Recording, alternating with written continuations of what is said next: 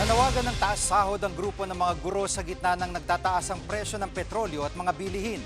Ayon sa Alliance of Concerned Teachers, dapat gawing 50,000 pesos ang entry-level salary ng mga guro mula sa kasalukuyang 31,000 pesos. Hiling din nila na itaas sa 5,000 pesos ang buwan ng Personnel Economic Relief Allowance mula sa kasalukuyang 2,000 pesos. Gate ng mga guro, marami sa mga guro ay nagko-commute o di kaya ay nagpapagas para sa kanilang motorsiklo.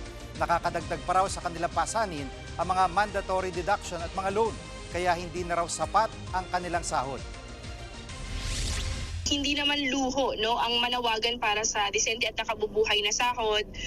Matagal lang na pag-iwanan yung mga teachers natin. Sinasabing kami ay tagapagluwal ng mga profesional, busabos yung sahod ng mga guro natin.